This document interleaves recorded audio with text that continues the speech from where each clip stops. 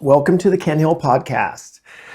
Appreciate everyone tuning in and appreciate the people that have written in with suggestions, the people that have written in and told me about how the podcast is working for them, as well as the people that have donated.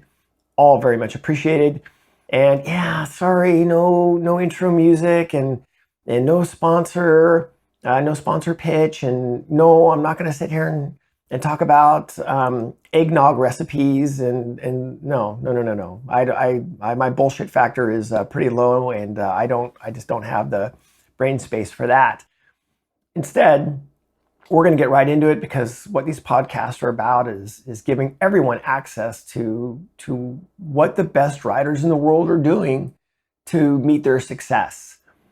And what this podcast is about, and I really hope that you stay listening to the end of this podcast, because it's not a super sexy one or super flashy, but boy, does it make a difference. And this one's really not recommended. It's really absolutely necessary. What this podcast is about is putting yourself in a position to meet your goals by behind the scenes creating your own individual environment that then allows the training process to happen. It's a self-evaluation with understanding of what your individual circumstances are, and then that automatically will prioritize what matters and what doesn't. How this podcast came about was I've had people write to me asking, Ken, what should my goal be? What are my goals? And the bottom line is I can't answer that. What we found was the goal or the actual techniques weren't the issue, right? So once we understood what a client's goal was, and we would, if they didn't have a clear thought of what that is, we would simply say, where do you want to end up in the sport? The goal wasn't the issue. The techniques and the drills weren't the issue. The issue is prioritizing and organizing a person's individual process that allows the goal to happen. So basically, behind the scenes, clearing out all the shit that will allow this growth to happen. So what we're going to talk about, we're going to talk about goals. We're going to talk about type of methodology, what makes up an athlete, how those three aspects need to be trained for. We're going to talk about separating training and practice, time and money budgets, equipment needs, and then our short-term goals and how we reconcile those goals. And it starts off with, we continually need to understand what motorcycles are about and how motorcycling is unlike any other sport. Motorcycle riding is completely uncompromising, right? There's no room, right? There's zero room for error or chance. Yet, typically when we look at the sport, we only look at it in terms of time and money. We don't look at it in something that I think is super important, which is the cost of failure. And the cost of failure can be super high. And so, that's why we need to think about our sport of having consequences. And basically what we're trying to do behind the scenes is mitigate those consequences, right? We're trying to make sure that we're mitigating whatever risk is out there. So this starts off with establishing your long-term goal. And I said, where do you ultimately want to be in the sport? That's where everything starts. And you can think of that as, it's almost as simple as how we look at a corner, right? We draw a corner backwards and we look at what lasts longest. And of course, we want to think about the exit lasting longest and the acceleration, so on and so forth. It's the same thing with your long-term goal. We need to understand what your long-term goal is, so then we can put everything in front of that to meet our goal, and everything gets adjusted so we can end up reconciling it to that goal, which we'll talk about quite a bit later. So let's establish a long-term goal. Second is, let's embrace proper methodology. I'm not going to go down the rabbit hole on this one, other than let's do what the best in the world are doing. Whether you get training from me or someone else, that's great. Let's just make sure we're getting professionally trained. But let's embrace what the best riders in the world are doing, because it's pretty simple. If there was a better way, they would do that. And within that comes the order in which they're doing things as well. It's so easy to get caught up into the whole internet thing of wow, I should be dragging my elbow, or I should be doing X, Y, and Z. No. Let's simply look at what the best riders in the world are doing. Let's embrace what they're doing, And let's look at the order of what was happening there. And of course, we're going to build correct report cards with that as well. Third thing that we're going to look at, let's back up a little bit and understand what makes up an athlete. And in our sport, we have got riding technique. And in any sport, right, it's going to be the technique or the craft of what an athlete does. That's one aspect of it. It's the physical fitness and the mental fitness. Those three things have to work together for success. So you can be the most, you can have the most incredible technique in the world, but if you're not physically fit or mentally fit, then those things are going to hold you back. All three of those things have to work together, and it's dynamic, right? There's times where one will be ahead of the other, but the whole idea is that we want to be able to match those up. So let's understand there's three aspects: riding technique, physical fitness, and mental fitness. And that is how it works. So then we're going to dive into those a little bit now and understand how you need to look at your individual program for each one of those things. First one is riding technique. The bottom line is you need to get evaluated. And even though it can be somewhat self-evaluating, you're at a track day, you're racing, you're out riding with your friends, trail riding, basically where aren't you good, right? Where are you getting past? Or where are you not confident? And that's part of where you're going to work on in your training, whether it's a braking issue or your entry or it's your exits or whether it's how your eyes work trail riding, whatever it may be. Let's look at our riding technique and let's get evaluated for that, because there's nothing worse than reading on the internet about, oh my gosh, I should be doing X, Y, and Z, when really that has nothing to do with what's holding you back in your riding. So riding technique, let's get evaluated and let's figure that out so you can pinpoint what you need to work on so you can get to your next steps. Second one, physical fitness.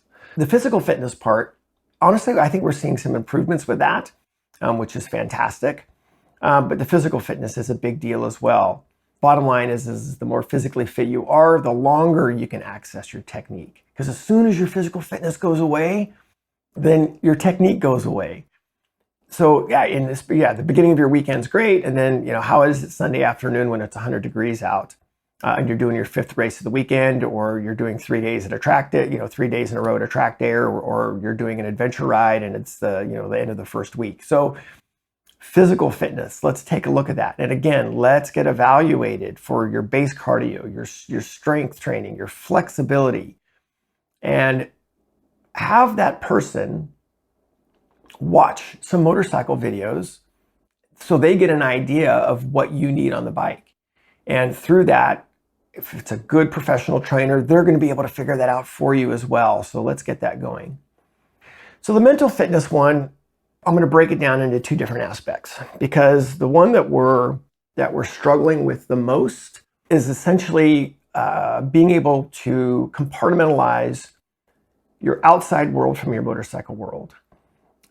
Number one, the biggest issue that we're having, and of course, the more that we're supposed to be online and the more we're supposed to be available, the worse that this problem gets. Learning how to separate your outside world from your motorcycle world. Your life depends on it. Sorry, that's just how it is. Let's not screw around with that. And there's some deliberate things that we can work on to make that happen. The second part of it is on the mental fitness, then becomes our focus and then our refocus. And I want you to think about it this way. I don't want to go crazy deep with the whole mindfulness thing, but the bottom line is you've got to be able to be in a position to be able to concentrate on a singular task in real time. That's what it boils down to. So one, you've got to have a trigger which separates your motorcycle world from your regular world. And now the other one is you have to be present enough to be able to concentrate at being proactive on a singular task. And there's so many cool things that can make that happen, right? You can do yoga, you can do lumosity, you can do breathing exercises. And again, there's even aspects of the physical training which blend over into this, whether it's cycling or running or hiking or whatever it may be. And you can kind of shortcut your approach to that. So the mental fitness, two things there. One, we need to be able to separate our regular world from our motorcycle world. Second one is being able to be proactive with the training and practice, which we're going to get into in just a second. The big takeaway for these three things is separating time per week to do these things. If you have a spouse, it's sitting down with your spouse and saying, look, this is something that's a big deal in my life. This is something that I want to do. I want to get better at it. I want to be safer at it. I can almost guarantee explained that you're trying to mitigate risk, absolutely will be able to do that. And it doesn't take much time.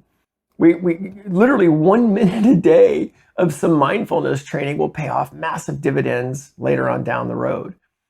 I'd rather see you work 1 minute a day than 30 minutes every 2 weeks and then not do anything, for another 2 weeks.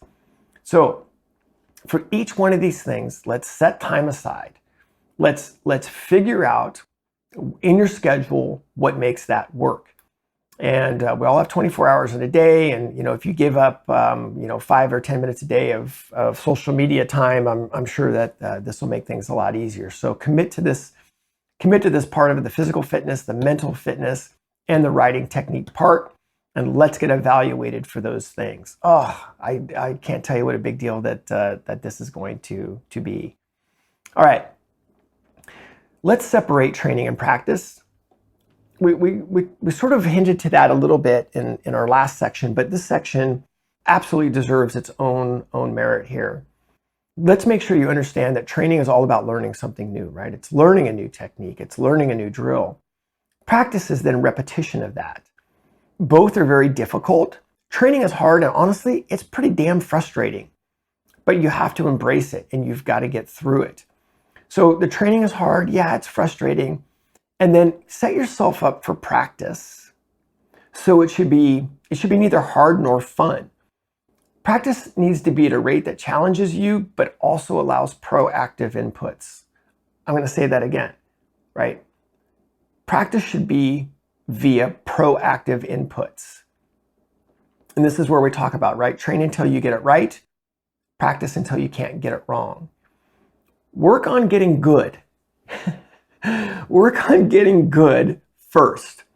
Yeah, I know we all want to be great, but you're going to spend most of your time getting good, and then only then can you be great.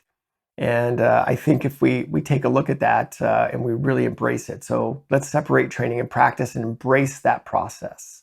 All right, time and money. Yeah, this is always the big one. Evaluate your time and money budget, and let's be realistic with it. Part of this goes to what are the things, time and money, that are going to get you to your goal. I'm going to make something up. Okay, you've determined that you're going to do some oval track riding on a little XR or dirt track riding, and that's great. When all you really need is a little 8 horsepower used XR 100, and then you go out and buy yourself a KTM 450, right? You've screwed up two things right there. Meaning you've spent too much money on something that is actually not going to help your training. So let's be realistic on what you really need with your time and your money. So again, I mentioned this before, is I'd rather see you practice something for a minute a day and then 20 or 30 minutes all at once and then never basically do it again. And then let's understand that there's some things you may not be investing enough money in. And we have to look at it as the cost of failure is much higher than the cost of proactive training. So let's spend our money and time in the right places for you to be able to make that happen. Part of that is the evaluation processes as well. All right. This leads into evaluating your motorcycle and equipment needs. First thing is, let's make sure we've got equipment that's up to the task of being safe, that allows you to train.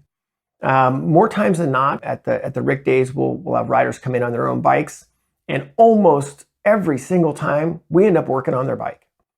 And if it's not something that you can do yourself, hire somebody to do it, and hire that person as if your life depends on it, because it does. And it's not just your life, it's other people's lives that you have on hand if you're out on track or whatever you're doing. So let's make sure that your equipment is up to the task and is safe to allow you to train. Next one is let's make sure we've got equipment that is pretty simple and helps our training in a positive way. So yeah, it's great to have a 200 horsepower super bike, but if you're afraid to ride it, or it takes 6 people to work on the thing, then yeah, that's not something that's going to allow you to grow. It's the same thing with the dirt riding. I've had a lot of people, do dirt classes with me on whatever TTR 125, a KLX 140. Oh my gosh, this is the best thing in the world, and then they go out and buy that KTM 450, which I like KTM 450s, but that may not be the best dirt bike for doing oval work. So let's really think about that. What is really a sound decision, and also what makes it accessible for you as well. Part of the equipment needs is, let's find a place to train. It doesn't have to be on track. It can be a parking lot, right? A dirt oval, you can throw 4 cones out and have a great time with that. It can be on your commute to work with your initial brake application. It can be your eyes. It can be your breathing exercises. So let's really make sure that we're going to town on what your proper motorcycle and equipment needs are. All right. Now that we've talked about a bunch of these things, only now can we put our short-term goals into play. We initially put our long-term goals right out of the gate first. Now we're ending this with our short-term goals. Now we've got something to connect to meet our long-term goals, right? So we've put together what methodology we're going to use. We've put together what makes up an athlete. We've made up the 3 things that are our training, that build the fundamentals. We've put together how our training and practice works, our time and money and equipment needs. These are the things that get us to our long-term goal. So now that you've got something to actually work with, now you can start putting your plan into play. These things, and I'm going to summarize them here in a second, but these things are what allows that success to happen. And these are the things that we end up as trainers spend the most time with our students. And again, this is something that I think is completely overlooked and something that we're not putting enough time and effort into, right? Because it's easy to get up on a Saturday morning and go out and do something that actually is not putting us to our goals when it comes to riding. So quick summary. Let's have some self-evaluation for what your program is, right? Let's put yourself in a position to be able to execute your goals. And again, that starts off with what your long-term goal is, what methodology you're going to use for it, what makes up an athlete, and specifically where you're at in those 3 aspects. Where are you at in your riding technique? Where are you at in your physical fitness? Where are you at in your mental fitness? And how can you get evaluated for that?